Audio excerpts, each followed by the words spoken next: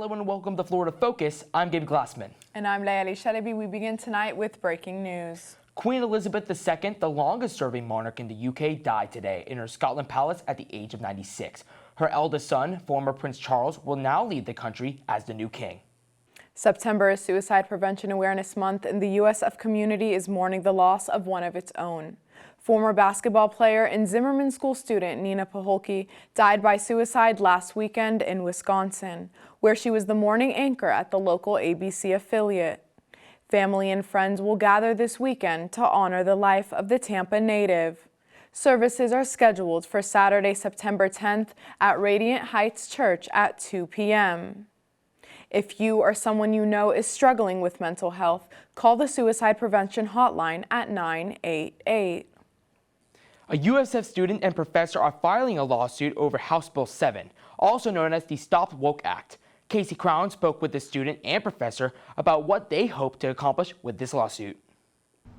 Student Sam Rechek and USF professor Dr. Adriana Nova filed a lawsuit saying that House Bill 7 violates the First and 14th Amendments. The Stop the Wrongs to Our Kids and Employees Act was proposed by Governor DeSantis. It is meant to prevent the teachings of critical race theory and to prevent psychological distress based on the history of a person's race, sex, or national origin. In a statement sent to Florida Focus, Dr. Nova said, quote, "Learning and freedom help students to find their path. But this law traces the path for them, limiting their ability to decide on their own if they want to walk it. My students are adults who learn in my classes how to argue using evidence. They do not need government protection to think." End quote. Nova says that thinking liberates us, but ignorance does not.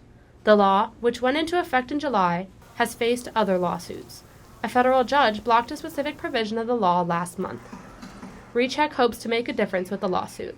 In a statement, he said, quote, "I hope that this action signals to students, faculty, and teachers in the state of Florida that there are students and faculty who want to stand up to House Bill 7. And I hope this action moves us forward on important debates about divisive issues in our classrooms." End quote. To read their full statements, you can check out our website, usfnewsroom.com.